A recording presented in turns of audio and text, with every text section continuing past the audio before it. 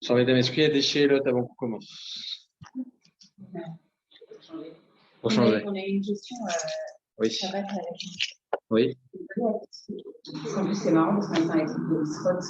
Ah. Et on a le droit d'essuyer les couvertes. Essuyer? Ouais. Oui. Des verres, il faut faire juste attention que le papier ou bien la serviette ne soit pas trop imbibée, parce qu'on peut en arriver à essorer cette réaction. Ah, il ne faut pas qu'on s'arrête sur le bout. Pas trop mouillé. C'est un petit peu mouillé, ça va. D'accord. Ça, c'est pareil. Et pourquoi? Parce que lui, il dit non par rapport au fait que justement, on est arrivé quand même, même si c'est un peu mieux. C'est pas votre intention. Tout votre intérêt, c'est quoi? Bah, de manger. Non. C'est d'imbiber, pas d'essorer. D'accord. Donc on peut, même si les autres on ne va pas utiliser, on peut les utiliser. Exactement. C'est tout le contraire d'une lingette. Une lingette, on souhaite à ce qu'il y ait de l'humidité. Là, c'est le contraire. On souhaite imbiber l'eau. Donc la personne n'a pas l'intention d'essorer.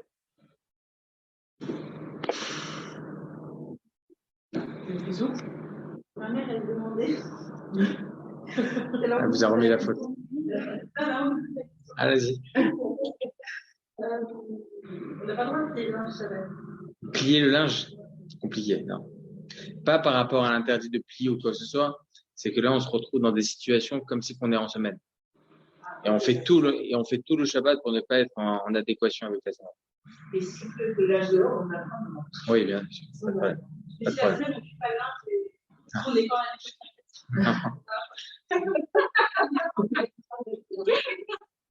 Mais moi, on m'a dit qu'on a le droit de plier en petite quantité. Il n'y a pas d'interdit de plier. Juste, il ne faut pas que ça soit une préparation à la semaine. Là, tu prépares à la semaine. Pour maintenant, il n'y a pas de problème. C'est-à-dire, si tu viens d'utiliser un habit, et là, tu as envie de le remettre juste dans ton armoire, là, tu as le droit. Là, c'est permis. Quand il y a un tas comme ça, et il y a un match Shabbat, on se dit tiens. Vous vous rendez compte, on fait tout pour vous laisser tranquille. Ah, mais moi, alors, et on se met en difficulté, Shabbat. Voilà, Kabot. Voilà, Kabot. Ah oui. Tu as raison. Voilà, Kabot. Shabbat, c'est que c'est un kiff. Comment apparemment, je suis à la retraite.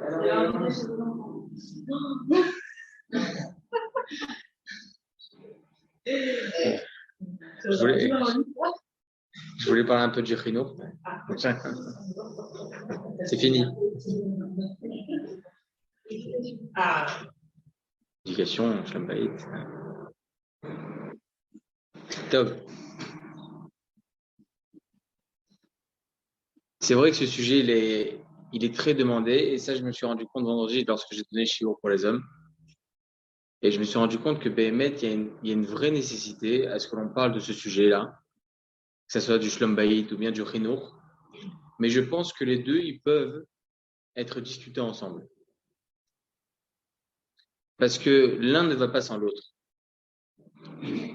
J'explique. Vous l'avez sûrement déjà entendu de ma bouche, mais il est écrit dans la Torah que lorsque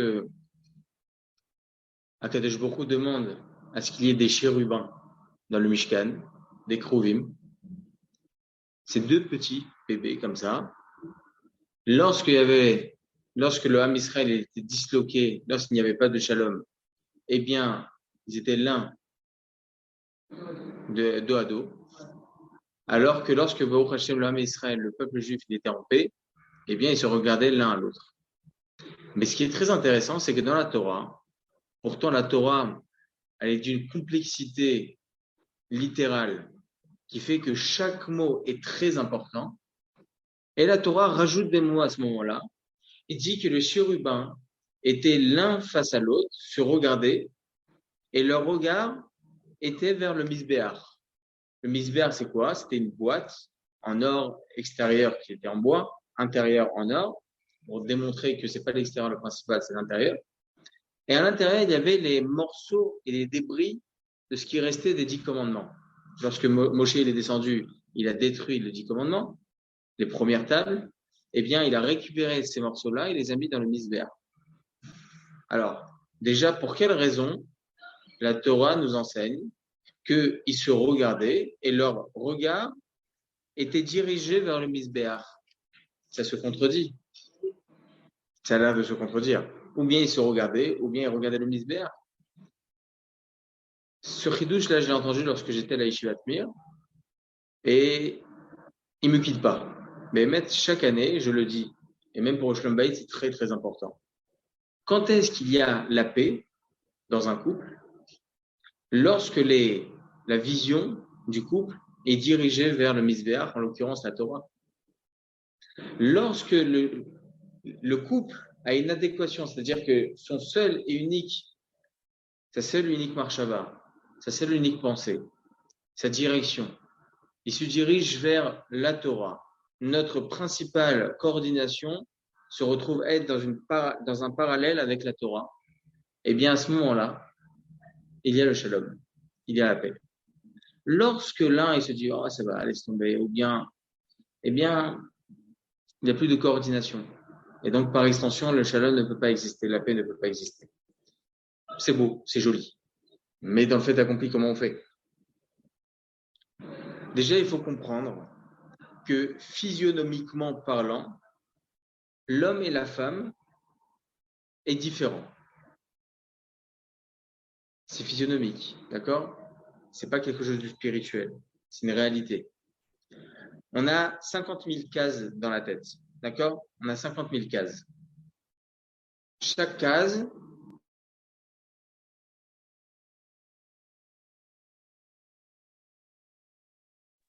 pour un événement, pour une pensée, pour réfléchir, etc.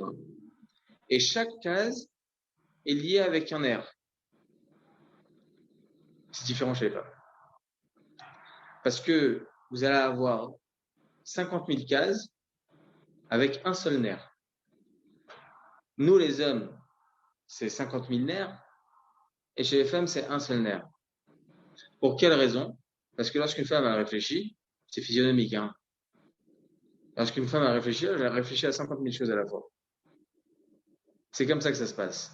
C'est-à-dire un peu, vous pouvez parler de quelque chose, mais ça va être en rapport avec autre chose, et tu as vu ci, ça, etc., etc. Ça part dans tous les sens. Vous savez, quand est-ce que le Shlom Bayit il arrive? Lorsqu'on comprend que physionomiquement parlant, on est différent. Pas lui ou elle doit penser comme moi. Non, ça ne peut pas exister. Ou bien on s'est marié avec un mec, ou bien vous êtes marié avec une meuf. D'accord? Donc là, c'est un vrai problème, pour le coup. On est content quand on est différent. Baruch Hashem. On s'est marié avec la différence. Lorsqu'on arrive à comprendre ça, eh bien, tout dépend de 3 secondes. La prise de conscience, lorsqu'une personne, l'un d'entre nous, on est en colère, la prise de conscience que la personne qui est en face de moi ne comprend pas de la même façon. Si on arrive à comprendre ça en 3 secondes, le shalom, il est là. La paix, elle est présente. Il faut juste comprendre. Alors oui, on a un volcan intérieur qui se met en éruption. Vous savez, même au niveau biologique, comment un volcan il se met en éruption? Un rayon de soleil et de l'oxygène. Hop, ça éclate. Si on se la ferme, ça éclate pas, parce qu'il n'y a pas d'oxygène qui rentre. Si on arrive à comprendre ça, s'il n'y a pas d'oxygène qui rentre à ce moment-là, si on arrive à se contenir et on arrive à comprendre que la personne qui est en face de moi ne comprend pas de la même façon, eh bien, on a tout compris. C'est nous qui avons tout compris. Et ça, c'est très, très important. C'est très important. Parce que c'est vrai que là, je vous ai abrégé le Shalom Bayit comme étant quelque chose qui a l'air de si facile, mais c'est très compliqué. Pourquoi c'est très compliqué? Parce que si ça avait la prise de conscience qui est égale à 3 secondes, on arrivait à la gérer à chaque fois, on n'aurait plus de problème. C'est terminé. C'est la même chose avec le Yetzara. Le Yetzara, Akadosh Baruch Hu donne à la personne une épreuve. Comment il va adhérer à une épreuve? Akadosh Baruch Hu envoie à la personne la crainte, la peur, la dépression. Et pourtant, si la personne avait conscience que c'est Hachem qui est derrière chaque chose, il aurait plus eu peur. Pourquoi? Parce que on dit dans le Kriyat Shema, Levavecha. Levavecha, c'est quoi? Ve'afta et Hashem Elokecha bechol levavecha. Tu aimeras ton cœur, tu aimeras Akadosh Baruch Hu de tout ton cœur. Levavecha, c'est au pluriel, on a un seul cœur. Pourquoi on dit au pluriel? Parce que le cœur, il est divisé en deux. Il y a le Yetzer Tov et le Yetzer Hara. On a le bon penchant et le mauvais penchant. On a les deux qui sont là. Mais Hachem, il a fait que le Yetzer Hara, il est plus haut que le Yetzer Tov, que le bon penchant. Donc, automatiquement, lorsqu'on est sur une balance, eh bien, c'est lui qui gagne. Et là est toute la difficulté. Est-ce qu'on va avoir les forces nécessaires de pouvoir rabattre la balance et de pouvoir prendre le dessus sur le Yetzer Hara? C'est ça la plus grande des forces. Et tout dépend. Et je vous le dis, peut-être que j'ai l'air d'être optimiste, mais ça dépend de 3 secondes. Comme j'ai dit à certains élèves, je leur avais dit que même une personne qui ne mange pas kasher, c'est une ta'ava, c'est-à-dire c'est un kiff qui est égal à 3 mm. C'est juste le palais. Vous vous rendez compte? Vous vous rendez compte? Juste le palais. C'est-à-dire que la personne va kiffer pendant une fraction de seconde. À partir du moment où ça rentre ici, il n'y a plus rien. Il n'y a plus rien. Alors oui, on a une ta'ava, on a un kiff visuel déjà. C'est tout l'erreur de travail, etc. Lorsqu'elle a vu le fruit. Bon, assez gouré, parce qu'il paraît que c'est un étrog, et c'est dégueulasse l'étrog. Mais bon, l'homme est jamais. Et donc, la ta'ava commence par les yeux. Donc, on a ça déjà. Donc, c'est un kiff visuel. Ensuite, on a un kiff culinaire, mais encore une fois, qui dure 3 mm. J'ai l'air d'être optimiste, mais en réalité, le Yetzer Hara, il dure 3 secondes et 3 mm. C'est que ça. Donc, en réalité, pour revenir au Shalom Bayit, si une personne arrive à prendre conscience de ça, c'est ce que je leur ai dit aux hommes, mais de l'autre côté. Lorsqu'une personne elle arrive à comprendre cela, qu'on est différent, on a des besoins différents, on a des nécessités différentes. D'accord? À partir du moment où on arrive à comprendre ça, eh bien, Baruch Hashem, je pense qu'on peut monter d'un niveau. La même chose avec l'éducation des enfants. Lorsqu'on a des enfants, Baruch Hashem, tout va bien. Mais il y en a un qui m'énerve, il y en a un truc qui est ça, regarde ce qu'il fait, regarde ci, regarde ça. Moi, je me suis posé une question. Akadosh Baruch Hu, comme il dit le Chazonish, il développe le Chazonish. Pourquoi on doit avoir la Emouna? Akadosh Baruch Hu, déjà, il a fait en sorte de créer la terre, il a créé les animaux, la vie terrestre, avant de créer l'homme. Donc, il nous a créé toute une ambiance extraordinaire, au fur et à mesure. Il n'a pas créé l'homme, comme un homme tronc. Non. Il a créé l'homme avec des mains, avec 5 doigts, etc. Il développe comme ça le Chazonish. C'est extraordinaire. Et il nous a fait en sorte qu'on peut avoir une rotation avec les poignets de manière magnifique, ce qu'on n'arrive pas à faire avec des robots. D'accord? Donc, tout est extraordinaire, tout est beau. On remercie Hachem lorsqu'on a un aliment face à soi. Donc, tout est une matana d'Hachem. Tout est un cadeau d'Hachem. Est-ce qu'on s'est déjà énervé sur une pomme? Non. Non. On s'est jamais énervé sur une pomme. Je sais pas du tout l'image que vous avez, mais en tout cas, moi, j'arrive pas à comprendre l'énervement. Je me suis jamais énervé face à un couscous. D'accord? C'est impossible. Et pourtant, pourquoi on arrive à s'énerver avec son enfant? Pourtant, c'est la même matana. C'est le même cadeau d'Hachem. Encore une fois, pour quelle raison? Parce que nous sommes deux êtres avec une intelligence. La personne qui est face à moi, il a une intelligence. Donc, il a une réflexion. Il a une prise de conscience. Il a quelque chose qui fait que il y a un duel entre nous. Avec les enfants. Alors, je le dis pour moi le premier. Je ne dis pas comme si que... Pour moi le premier. Avec les enfants, il faut savoir déjà qu'on a une misva de faire très attention à comment on va se comporter avec des amis. Ben Adam Lachavero. Interdit de faire honte à son ami, interdit de lui parler mal, interdit, etc., etc. Eh bien, ces mêmes interdits, on l'a vis-à-vis de nos enfants. Au même titre, Ben Adam Lachavero, c'est aussi avec ses enfants. Comment on peut se permettre de créer à son enfant devant des convives? Chaz v'shalom. Chaz v'shalom. Boucha barabim. Faire honte à son enfant. Il faut demander pardon avant Kippour. La même chose, au même titre. Ah, il a 5 ans, Mazé Méchané. C'est un être, c'est un enfant, c'est un Ben Adam, c'est un être humain. On n'a pas le droit, alors là, à plus forte raison, pas seulement devant les autres, mais aussi tout seul, de le frapper. Donc c'est le même principe, comment on peut lui faire honte? Vous voyez? Encore une fois, tout dépend de notre esprit, tout dépend de notre prise de conscience. La personne que j'ai en face de moi, que ce soit un être humain, un ami, un copain, sa femme ou son époux ou son enfant, c'est au même niveau. Je parle au niveau Ben Adam Lachavero. Si on arrive à comprendre ça, on y arrive aussi. Et là, d'ailleurs, le Rav Yosef Chaim Tzitzou, au Hachem, j'essaie de m'imprégner énormément de ses enseignements. Il a dit à ce suivant dans l'éducation des enfants, ce qu'un enfant retient, ce n'est pas ce que l'on va lui dire, mais le silence. Ça veut dire que quoi? Ça veut dire que l'on peut dire quelque chose à un enfant. Ça rentre d'une oreille, ça sort de l'autre.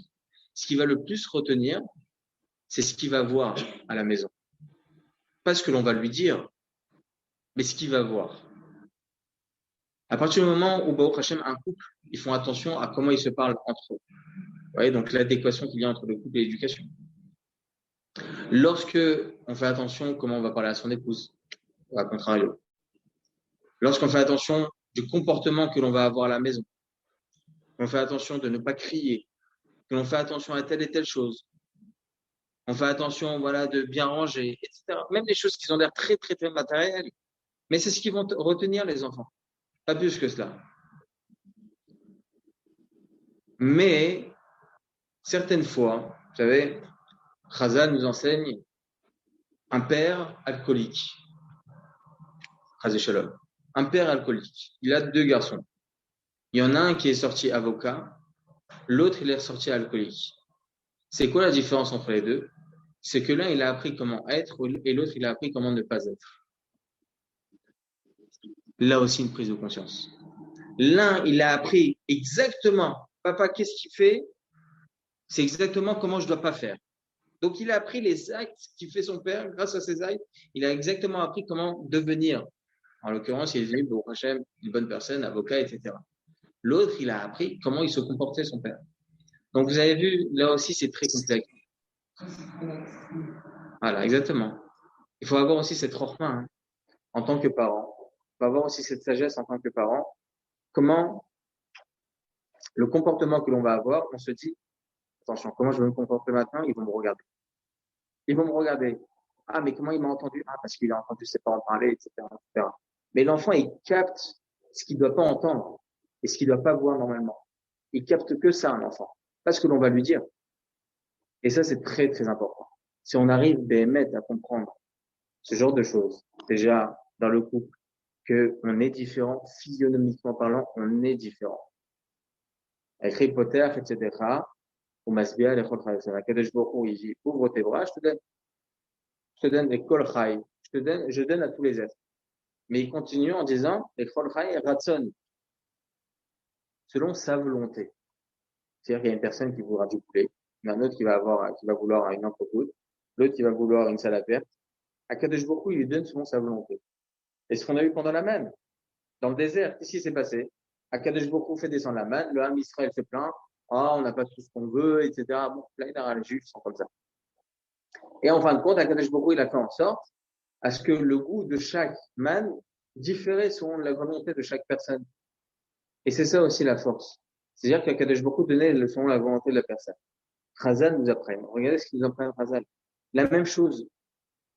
Un homme vis-à-vis de sa femme et une femme vis-à-vis de son mari. Les Cholcha et Ratzel. Donne à ton conjoint ou à ta conjointe, pas selon ce que toi tu veux, mais selon ce que elle ou lui veut. Et ça, c'est très important. Parce que nous, par exemple, une femme, je peux vous assurer, j'ai déjà eu ça au téléphone. Une femme très énervée, très remontée par rapport au comportement de son mari. Pourquoi? Qu'est-ce qui s'est passé?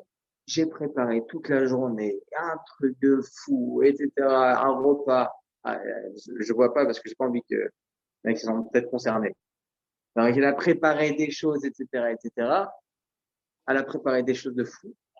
Le soir arrive, elle se dit, bon, ça va être le moment incroyable, il va être super content. Qu'est-ce qu'il fait? Ah, ma femme, je suis désolé, je suis crevé, je vais aller dormir. Ou bien quelque chose de ce genre. Ou bien tu as préparé le repas, Khazak. C'est comme une ouf, elle. Elle se dit, tout ce que j'ai fait dans la journée, en pensant sa réaction qu'il va avoir le soir, pourquoi j'ai ça? C'est quoi cette réaction? C'est dégueulasse, c'est une catastrophe, c'est quoi ce mec, etc., etc. D'accord? Les cholchaï ratzon. Ne fais pas ce que tu penses être bien, mais essaie de réfléchir à ce qu'il pourrait lui vouloir, ce qu'il lui souhaiterait lui.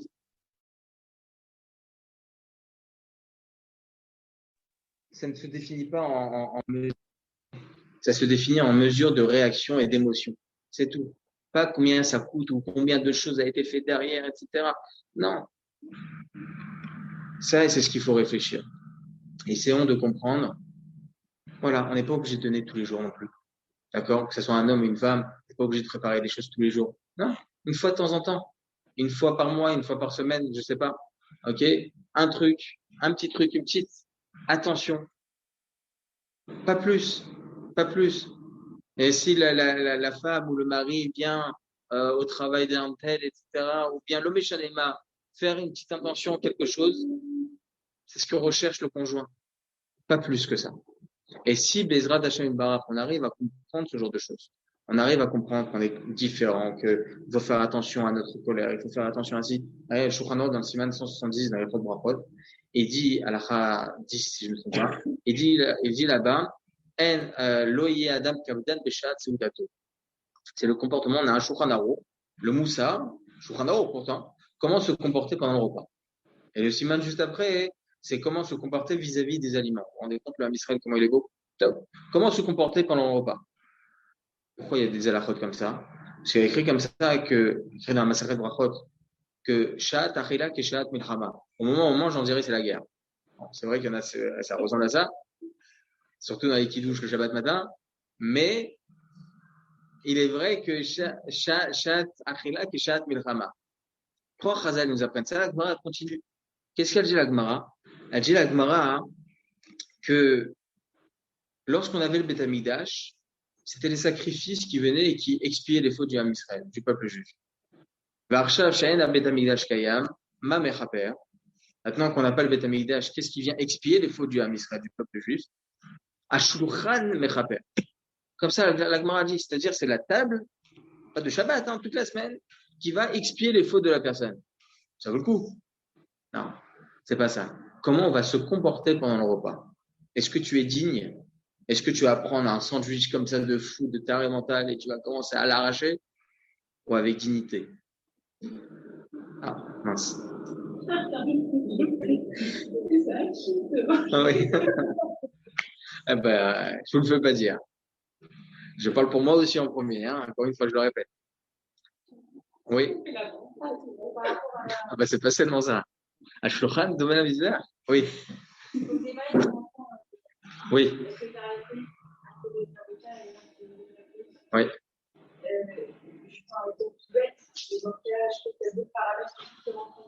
Oui.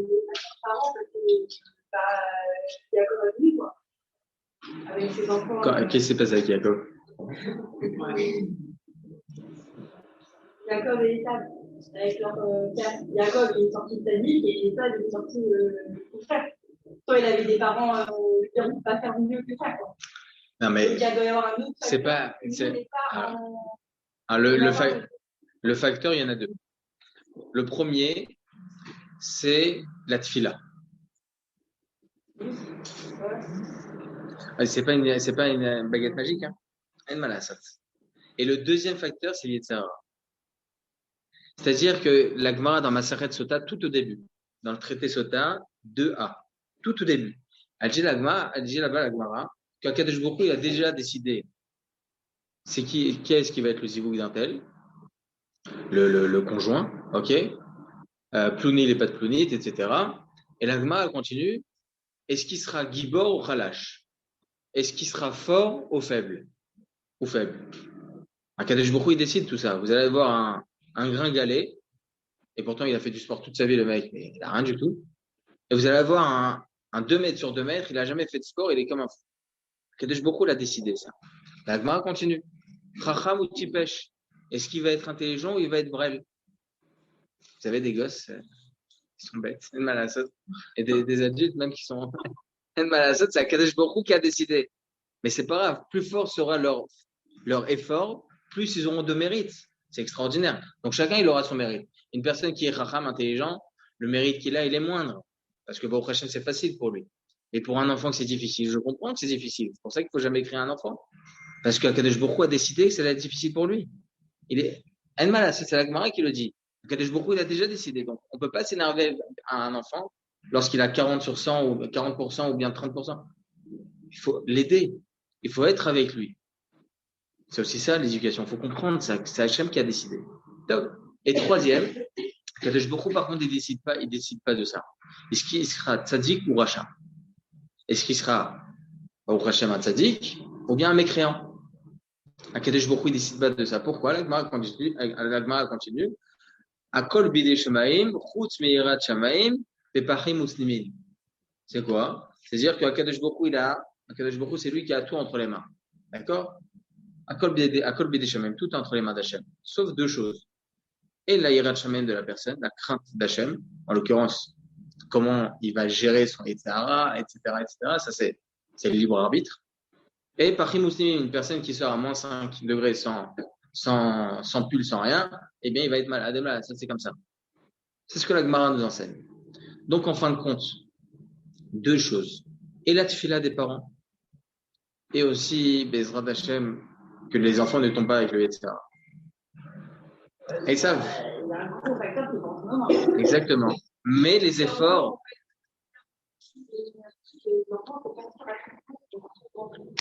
je vous dirai jamais d'avoir peur de quelque chose. Mais la crainte la plus brillante, c'est laquelle? C'est vis-à-vis de ses enfants. C'est-à-dire que faut toujours craindre Bezrat Hachem, faut toujours pleurer et prier à Hachem. Pas pleurer, mais prier à Hachem. Je vais faire en sorte que mes enfants ils restent toujours dans le chemin de la Torah, etc.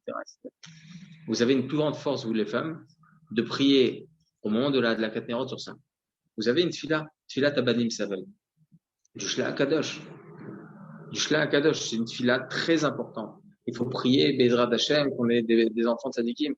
Et pourtant, le Shulchan Aruch, il nous dit, exactement, Yiratzon. Les banim tzadikim, que mon mari, etc. Non, votre mari. Ok? Hein? Oui, il y a un peu plus grand aussi. Il y a un Yiratzon plus grand. Je l'ai, je crois, en magnet. Tov. En tout cas, et pourtant, il y a un Shulchan Aruch qui nous apprend interdit de faire des prières personnelles le Shabbat. Pour celles qui prennent le Shabbat sur elles par l'allumage, comment elles peuvent faire des prières personnelles? Le Shulchan Aruch nous dit pas des prières personnelles. Là, c'est des prières pour la Torah. Comme c'est une Shulchan Aruch.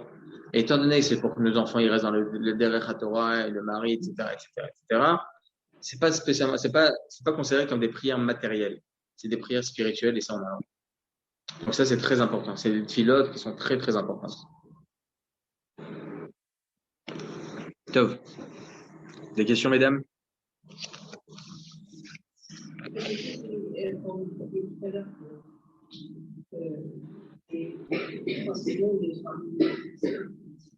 Je crois qu'on a fait ça de plage. Ah.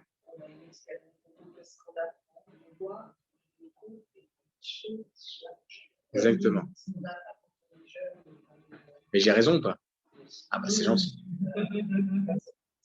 Ah bah au prochain.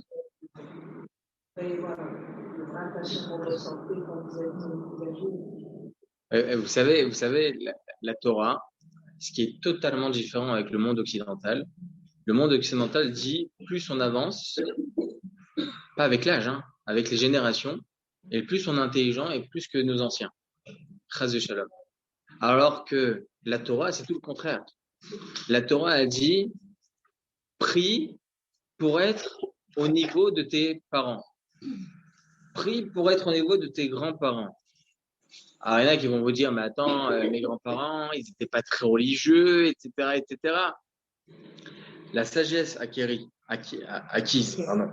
La sagesse acquise avec le temps de l'époque, on ne l'aura pas aujourd'hui. On ne l'aura pas aujourd'hui. C'est autre chose. C'est une autre génération. Mais ce qu'ils ont vécu il y a 80 ans, il y a 100 ans, il y a 150 ans, l'homme échané, allez, vaille, on espère pouvoir arriver à leur cheville. Parce qu'il est vrai que le Yetzirah, il est totalement différent. Hein. Le Yetzirah est beaucoup plus difficile aujourd'hui. Avec tout ce qui se passe, avec tout ce qu'on a. Oui. Vous avez parlé des guides. Voilà, qui se retournent et après ils sont l'un face à l'autre. On m'avait dit que justement, la vie, c'était comme ça. Enfin, avant, on était retournés parce qu'en fait, la Torah, on l'a faisait juste parce qu'on devait la faire. Mais on ne savait pas le pourquoi. Et en fait, maintenant, on est face à la Torah. Donc là, en fait, on a besoin de comprendre, de savoir, avant justement de l'enlacer et de travailler. C'est vrai, c'est vrai. C'est vrai. À partir du moment où on a une connaissance de la Torah, on a besoin après d'avoir une compréhension des choses. Pourquoi on doit suivre les parents? Parce que la sagesse qu'ils avaient avant est totalement différente. La sagesse qu'ils avaient avant, est-ce que vous savez que pendant la Shoah, chez l'Oneda Betzarot, vous savez, c'est une réflexion personnelle que j'ai eue. Pendant la Shoah, imaginez-vous, chez l'Oneda Betzarot, aujourd'hui nous sommes dans une démocratie, nous sommes dans l'antithèse de la Shoah. Baruch Hashem. Nous sommes dans l'antisémitisme. Nous sommes, Baruch Hashem, dans un monde où, entre guillemets, on protège les Juifs. Entre guillemets. Hein. Bon, ça va. Baruch Hashem, tout va bien. Baruch Hashem, tout va bien. Il y a des Shemishmor, il y a des pigouïm, etc., etc., etc. Mais Yechassit, c'est-à-dire que dans l'absolu, on vit. On vit. On est en exil, mais on ne ressent pas, entre guillemets, en grand guillemets, on ne ressent pas l'exil. Et pourtant, il y a la dépression, il y a les peurs. Et qu'est-ce que je vais manger demain? Il y a Habibi. Tu reçois un salaire de 8 000, 9 000 shekels. D'accord? Et tu as peur de quoi? À l'époque, ils avaient des peurs. Est-ce que je vais avoir du pain pour le lendemain? Du pain. Du pain. Et je vous parle même pas pendant la Shoah, où il y avait des grands rabbinim qui faisaient attention. Regarde, on va échanger notre pain. Ils ont fait tout un groupe. On va échanger notre pain quotidien pendant une semaine pour leur demander au moins 1 kilo de farine pour pouvoir faire des matzot. De quoi on parle? De quoi on parle? Est-ce qu'on est à ce niveau-là? Non. Parce que nous, on a peur avec 10 000 shekels. Alors, on va dire l'inflation, les trucs, etc. Au Hachem, il n'y a personne qui manque de pain. Je ne pense pas aujourd'hui qu'il y en a qui manque de pain. Non. Dans chaque Beth Midrash, on peut aller, même dans un Kivrei Tzadikim, n'importe, on va avoir des Seudot, des trucs, des gens qui sont à l'ouest complètement, des gens, vous pouvez les voir, on était même à Baba Salé, on a vu des gens qui sont loin, on voit malheureusement des fous comme ça, etc., qui se dirigent vers ces endroits-là, ils n'ont pas ils n'ont pas où habiter, ils habitent là-bas, ils n'ont pas de quoi manger, chaque heure, il y a une Seuda, les Mishmatel, etc. Et ce qui manque aujourd'hui, est-ce qu'on voit des gens réellement mourir de faim? Non. Non. On n'est pas dans le tiers-monde, Baruch Hashem.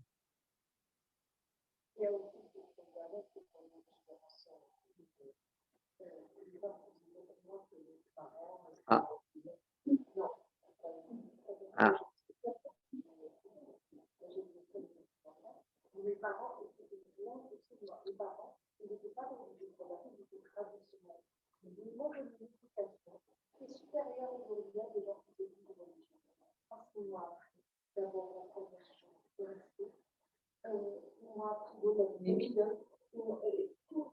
Mais c'est encore une fois, là, c'est vrai qu'on est dans une génération totalement différente parce que dans notre génération, il y a le monde du travail.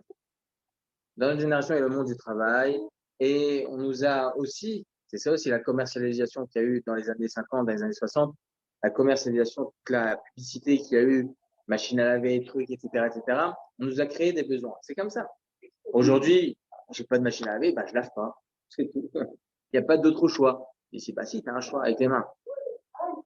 Non, mais je dis pas.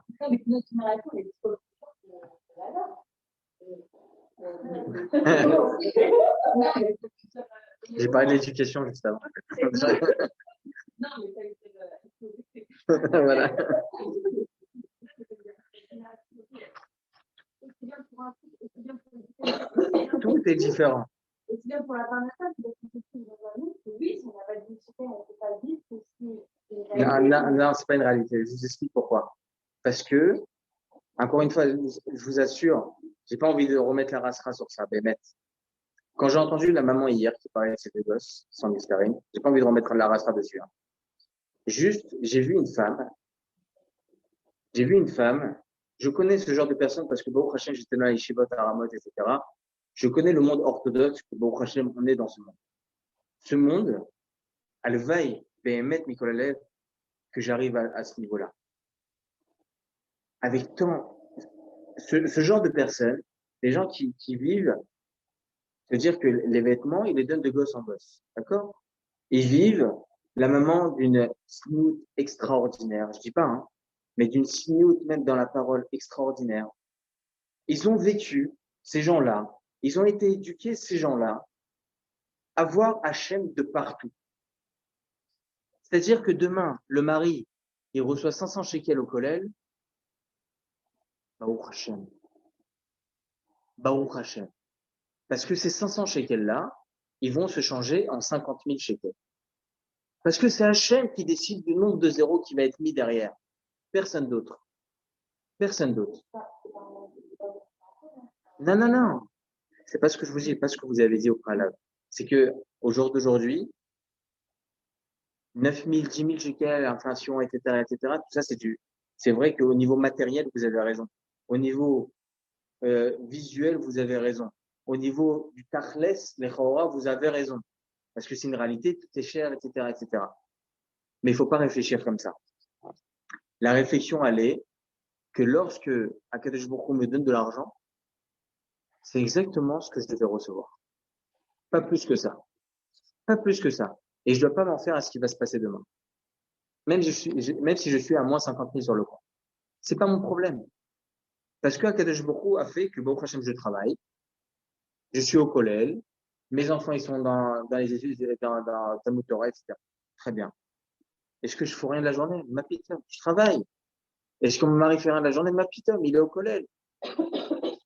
Est-ce qu'il y a un manquement? Non. À partir du moment où il n'y a pas de manquement, il n'y a pas de manque. Je fais mes devoirs. Je fais ce qu'il faut. Si Hachem a prévu pour moi tel et tel salaire, je dois pas rien foutre. Hein. Je dis pas ça. La personne, elle va pas rester chez elle au soleil, etc. Non, c'est pas ça. Kadesh Baruch Hu, il a dit, Malasot, tu dois aller travailler. Shechet Shamim Ta'avod, ou Bayom Shavit Tishbot, tu dois aller travailler. En Malasot. Un homme, Baruch Hashem, il a décidé d'être au collège. Ça, Kadesh Baruch Hu, il lui compte même pas. C'est-à-dire, il lui compte même pas. Ce qu'il doit recevoir, il va le recevoir aussi. Comme ça, c'est écrit dans la Torah. C'est pas moi qui le dis, c'est Chachamim qui le dit, c'est Agmara. À partir du moment où on a conscience de cela, c'est vrai que la Emouna, et c'est ce qu'a dit l'Agmara dans la Masechet Shabbat d'Aftouf la maîtresse, elle dit, Bacharit Ayamim, c'est-à-dire quand arriverait presque le Mashiach, eh bien, à Torah Tishnakaf Me'am Israël. C'est-à-dire que la Torah va être oubliée du peuple juif. C'est le contraire aujourd'hui. Au Hachem, plus on avance, plus il y a de la Torah, et plus il y a des kolénim, des yeshivot, et Torah box, des trucs incroyables. La Torah, elle est encore plus développée. Alors, de quoi on parle? Le Ramban, Nachmanide, il y a 1000 ans. Il dit quoi le Ramban? La Emouna. C'est quoi à Torah Tishtakach Meyam Israël? C'est quoi la Torah qui va être oubliée? C'est la Emouna. Et malheureusement, nous sommes dans une génération, au Hachem aussi, nous sommes dans une génération, Kadesh Baruch Hu nous a donné la bracha, la richesse, etc. Parce que oui, c'est une richesse que l'on a aujourd'hui. Vous vous rendez compte, on est en Eretz Israël? On s'imagine pas. Hein. On s'imagine pas. Nous, on s'imagine pas. Il y a 100 ans, ils s'imaginaient pas qu'on aurait pu être dans cette situation. On est en Eretz Israël. On est à Yerushalayim. À côté de Rachel Imenu. On est dans un autre, on est dans un rêve, les amis. Hein, d'accord? On ne s'imagine même pas, en fait. Donc, on est dans cette situation. Akadosh Baruch Hu nous a donné une parnassa. Nous a donné Baruch Hashem des enfants. En bonne santé. Une maison. Et on est riche. On est riche. On n'a pas le droit on n'a pas le droit, je suis désolé de mettre la pression, on n'a pas le droit de se plaindre. On n'a pas le droit de se plaindre. C'est pas possible de se plaindre. Vous savez, une personne qui arrive à ouvrir ses yeux, pas pour regarder, mais pour être objectif, il pense ce que je suis en train de dire. Fermons les yeux un instant et on va les rouvrir dans un Eretz Israël avec des arbres. C'était un désert, ok? Avec des arbres, des bâtiments, Bonnet Yerushalayim, avec des Talmudei Torah, des yeshivot, des kolélim, un mari, une parnassa, des enfants, ça. Sur quoi je dois me plaindre? Sur quoi, encore une fois, je parle pour moi le premier. Sur quoi ai-je le droit de me plaindre? J'ai pas le droit. J'ai pas le droit. Mais ça revient à ce que j'ai dit au préalable, mais ça fait le puzzle en réalité. Qu'est-ce qui fait que je me plains? C'est le Yetzer Hara. C'est le Yetzer Hara qui est plus fort. Il fait en sorte, c'est-à-dire, il me met dans une situation où, il me manque quelque chose. Donc, quand j'ai vu cette femme-là parler, hier, j'ai vu une femme digne, une reine. Une reine. Il y a le roi, il y a la reine. C'est une reine. Elle, devant elle, il y a des journalistes qui ont fait des études supérieures, etc. Ils sont rapetissés. C'est devenu des nains face à elle. S'ils pouvaient se prosterner à elle, ils l'auraient fait. Des personnes loin de la Torah, ils ont dit, on a vu une femme digne. Est-ce que c'est ça, les Haredim?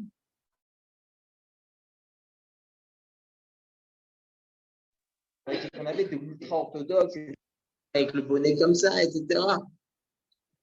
Des tzadkaniyot à côté d'elle, ces filles, dignes. Mais ça, c'est la vie. Ça, c'est la vraie vie. Ça veut dire que des gens, que toute leur maison est remplie de Torah, leurs enfants, c'est de la Torah. Leur maison, il n'y a plus de tapisserie, il n'y a plus de peinture, c'est que des livres de Torah. Ça, c'est la dignité. Ça, c'est la vraie royauté. On voit, regardez comment elle prend les choses chez l'Oneda Betzarot. Chez l'Oneda Betzarot. Alors nous, encore une fois, j'aime pas faire cette allusion-là qu'il faut regarder les autres pour se dire que nous, tout va bien. J'aime pas faire ça. Mais juste les petits trucs que l'on a autour de nous, en l'occurrence un mari, des enfants en bonne santé, une maison, une petite parnassa et être en Eretz d'Israël, merci. Si demain je dois faire une fila à Hachem, je dois dire un mot. Merci. Si on arrive, à sortir de ce cours en se disant, au Hachem, tout va bien pour nous, au Hachem, il faut prier à Hachem, qu'on ait la Géoula, etc. Ce sera le summum de notre Simcha, la Géoula. Eh bien, on a tout compris, au Hachem. Mais on n'a pas le droit d'avoir d'être en dépression, on n'a pas le droit d'avoir des peurs, on n'a pas le droit d'avoir des craintes, on n'a pas le droit de tout ça. On n'a pas le droit. On est, au Hachem, on va bien. Vous comprenez? On va bien. Et ça, c'est très important. Toi, mesdames, quelques halachot.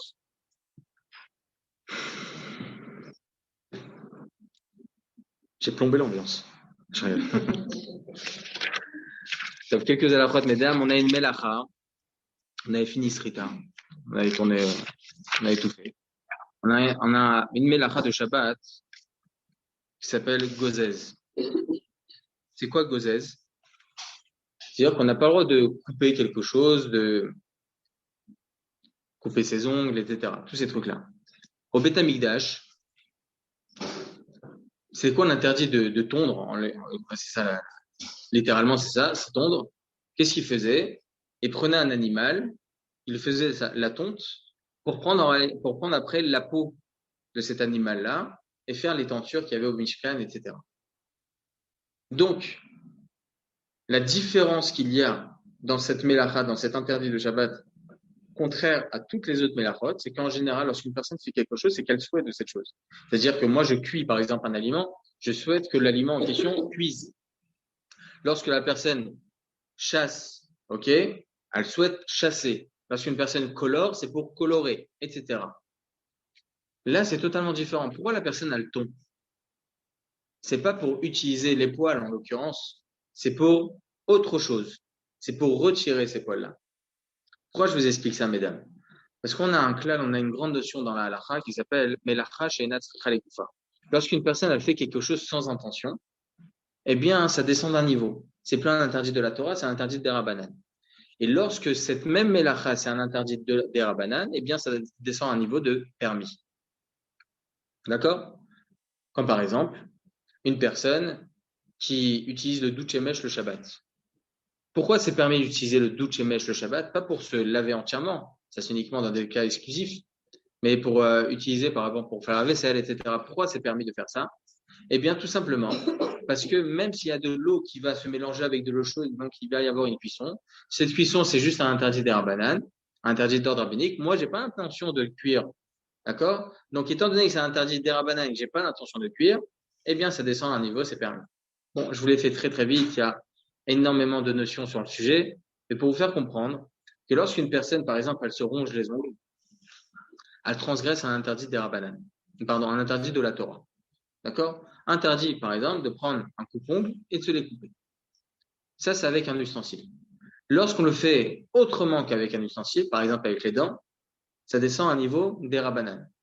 C'est interdit d'ordre rabbinique. Et pourtant, j'ai aucune intention d'utiliser cet ongle-là. Je m'en fous de cet ongle, je vais le jeter. Quand bien même, ça reste un interdit. C'est exclusif à cette mélacha, même si je n'ai pas de nécessité sur la mélacha que je fais maintenant, l'interdit que je fais maintenant, j'ai pas besoin d'utiliser l'ongle. J'ai pas besoin, lorsque je me coupe les cheveux, j'ai pas besoin du cheveu. Eh bien, ça reste un interdit. D'accord? Le peigne ou bien une brosse, c'est le même principe. Pourquoi j'ai pas le droit de me brosser pendant Shabbat? Pourquoi j'ai pas le droit de me brosser?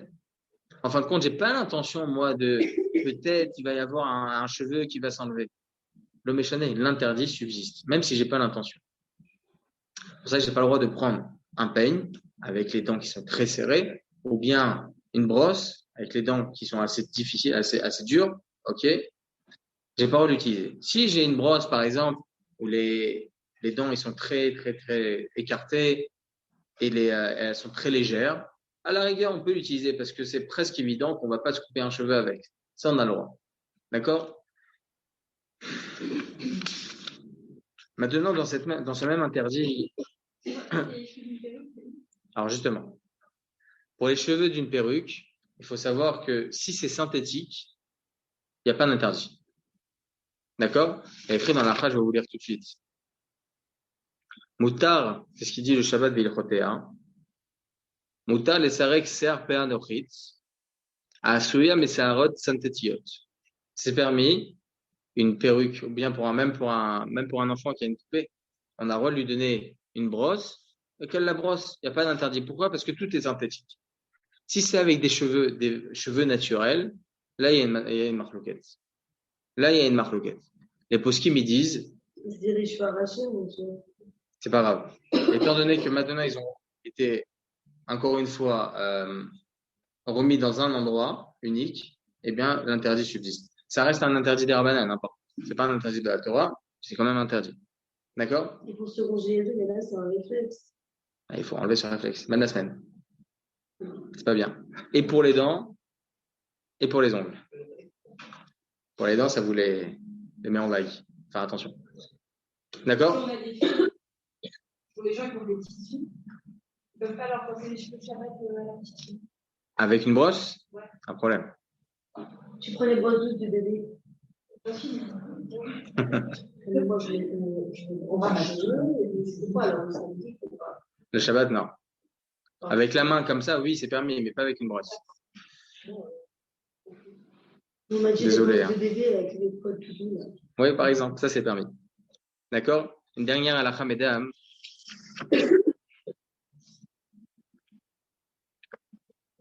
Vous avez, par exemple, pour faire un brushing, vous avez un spray. Un spray pour que ça reste. OK? Pour que ça se fixe. La laque, par exemple. La laque. Est-ce qu'on a le droit de l'utiliser pendant Shabbat ou pas? Qu'est-ce que vous en dites? Oui. Vous ne prenez pas de risque de toute façon. Non, oui, oui. Ouais. Pourquoi pas? C'est pas Ça fige, ça fige un chien. ça fige un peu, ça dépend. Alors, sans ça, on a le droit de faire une tresse, hein, maintenant. Non, non, on n'a pas le droit de le faire. Pourquoi?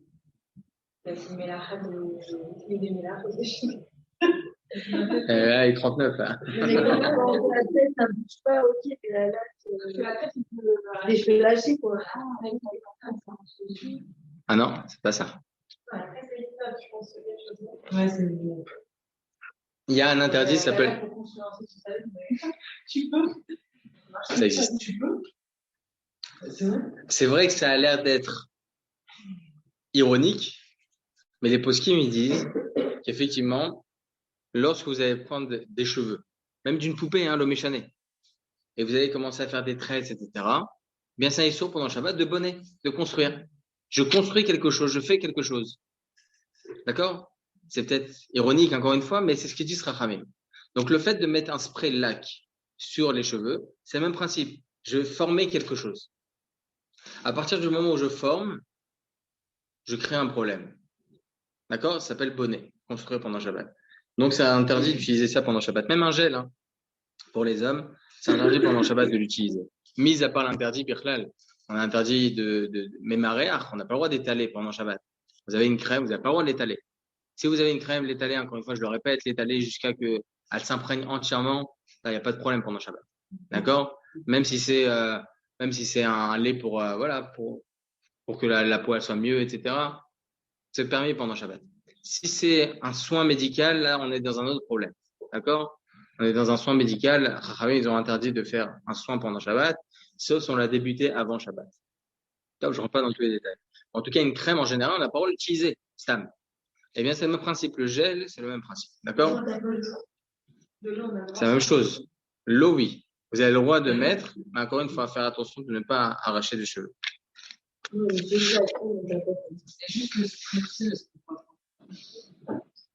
C'est la crème. Non, le spray. Ouais, c'est un Non, tu sais, le chocolat, le machin, tu sais, et juste le spray. Ah, c'est comme l'eau, ça part non, les enfants, moi, par exemple, avec les cheveux, moi. Si je veux leur arranger un peu les cheveux, les cheveux, voilà. Non, ça n'a pas de problème.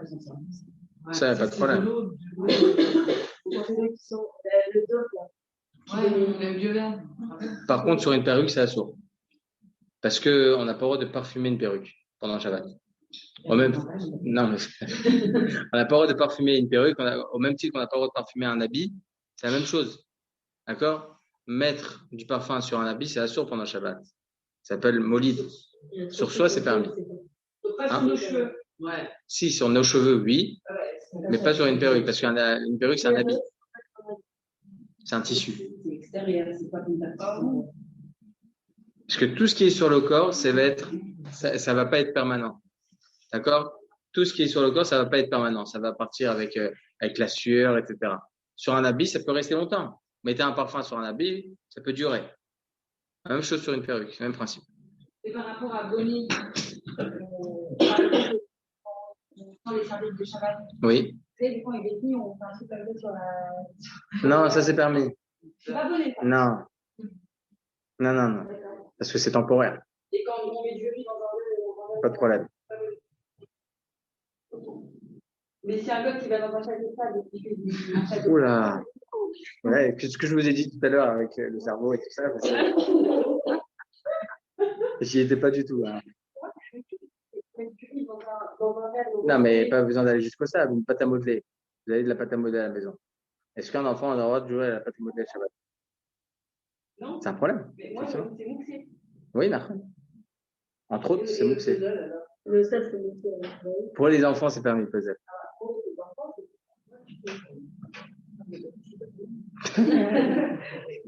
Ça commence même pas. Ah oui. À qui vous le dites? Hazak Bemat. Avec plaisir.